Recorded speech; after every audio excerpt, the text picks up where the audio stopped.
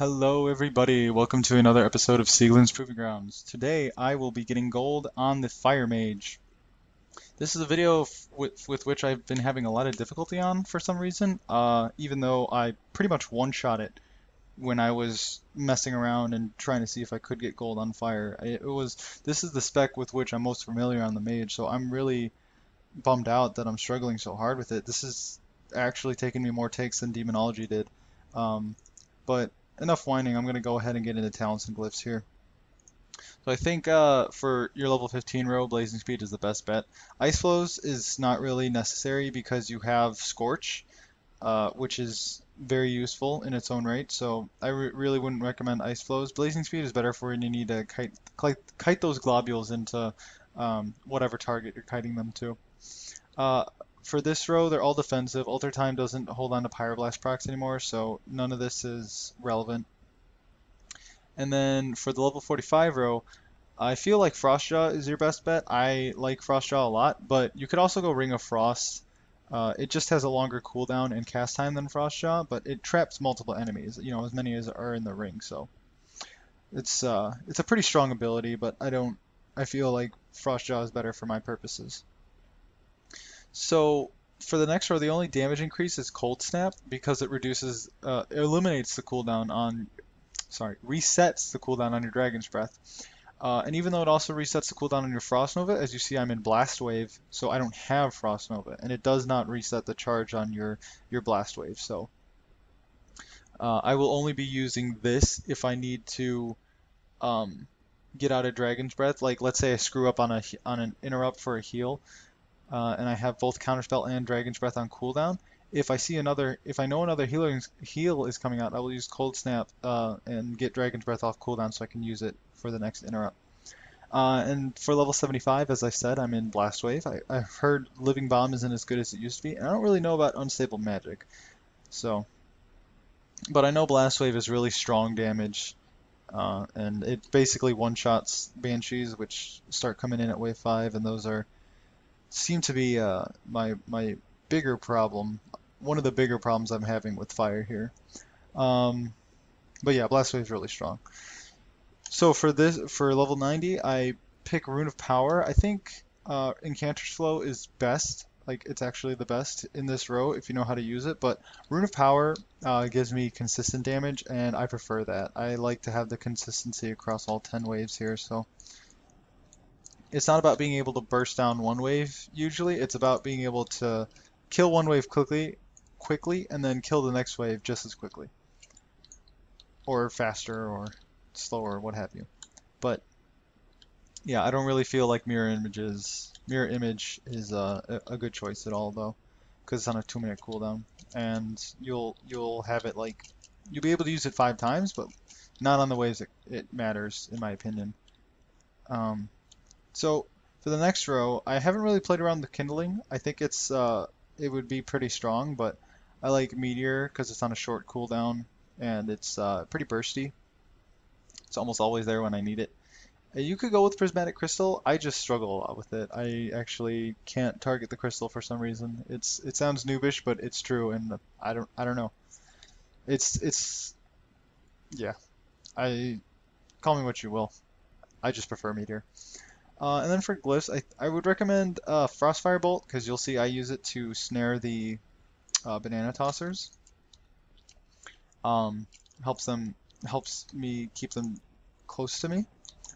And then I would also pick the Glyph of Dragon's Breath because it increases the damage done by Dragon's Breath by 100%.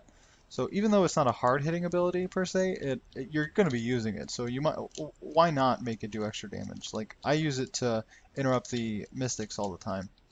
And then Inferno Blast. I'm not sure if it's really a damage increase. It spreads your Pyroblast, Ignite, and Combustion to one additional target.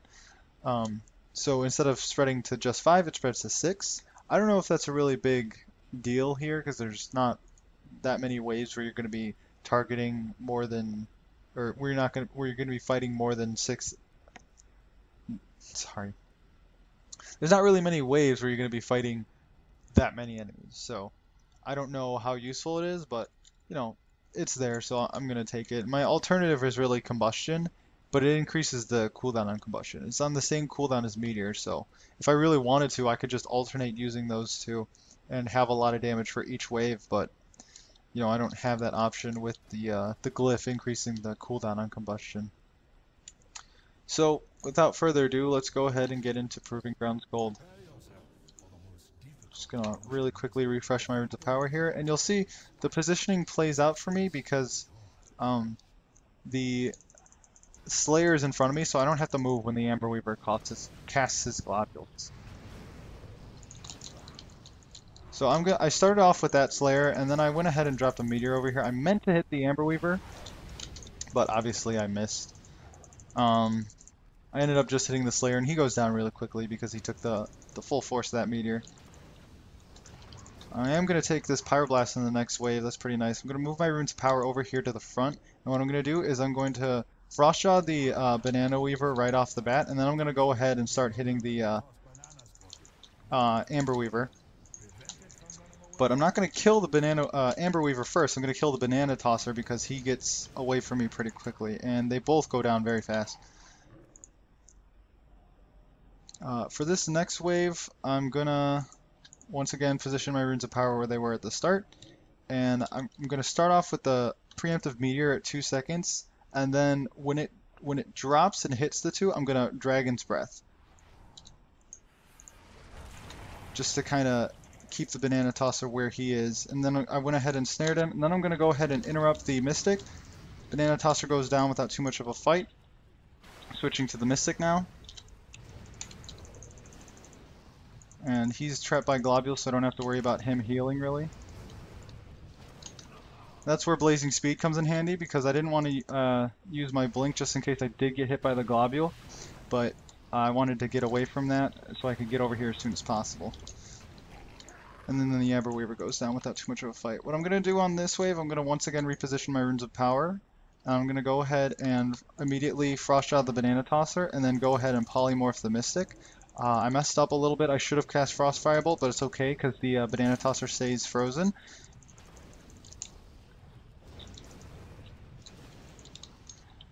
And this will be an instance where I'll probably have to use my Cold Snap to get Dragon's Breath off cooldown, because I just used it on the Banana Tosser there.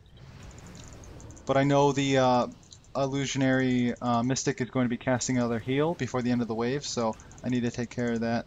But it does look like Dragon's Breath will be off cooldown before that happens. Now, I don't have time to reposition my Runes of Power, so I'm just going to have to go into this wave more or less how I'm set up right now.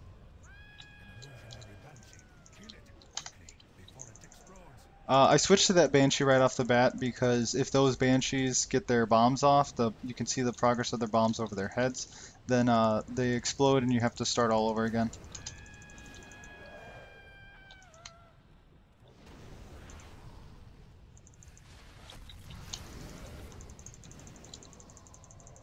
It's kind of the positioning right here that I had was kind of crappy.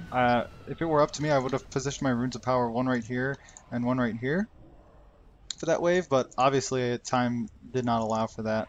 But I still got it done. So what I'm doing here is I'm just spamming Flame Strike onto the Vermin because the Mystics are going to end up healing the Vermin instead of themselves. And that's really good because I don't want them to heal themselves because they have significantly more health than the Vermin. As you can see, the Vermin, I did 3 Flame Strikes on them, and then I did a couple more there, but that's all I've really done, and they're almost dead here.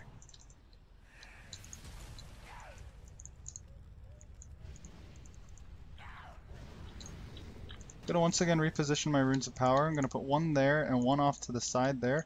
What I'm going to start this wave off with is a Frostjaw on the Banana Tosser and then a Polymorph on the Mystic. I'm going to hard cast Pyroblast just because, oh shoot, just because I'm waiting for the Amber Weaver to really get off his nonsense, and he does get off his Globule. And that's why Blast Wave is really strong, because I just took out those 3 without any problem at all. And now I'm switching to the Mystic, and I'm standing behind him so the Globule goes straight into him.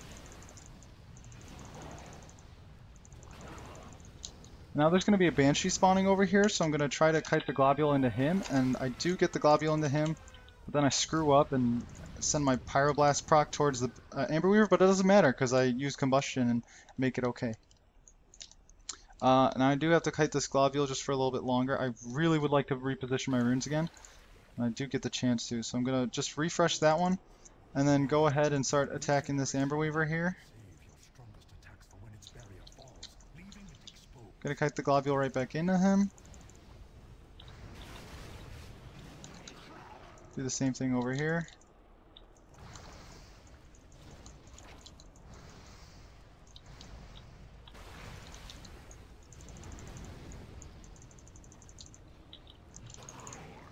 That was a weird blink. And so now I'm just gonna go ahead and switch to the Shah here. I'm gonna try to hold on to that Pyroblast proc because his shield will be falling soon. And there it goes.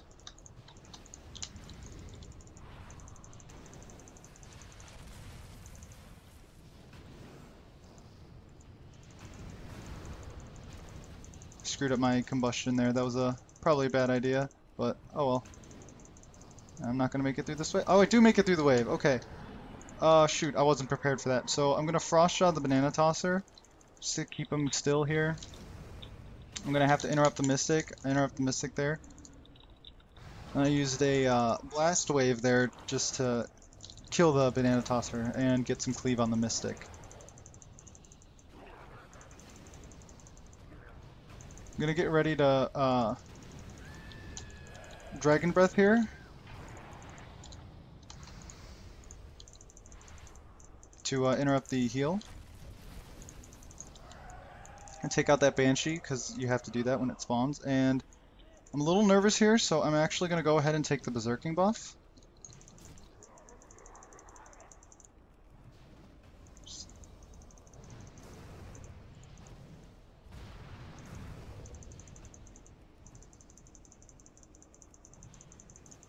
And yeah, it looks like that Berserking buff really did the job for me. I probably wouldn't have been able to kill him without it. This next wave is going to be a little rough now, though, because I only have one Berserking buff for it. So we'll see how it goes. Usually I grab both Berserking buffs on this last wave here. See if I can get my Pyroblast. And I do not get my Pyroblast proc for this wave. Sad day.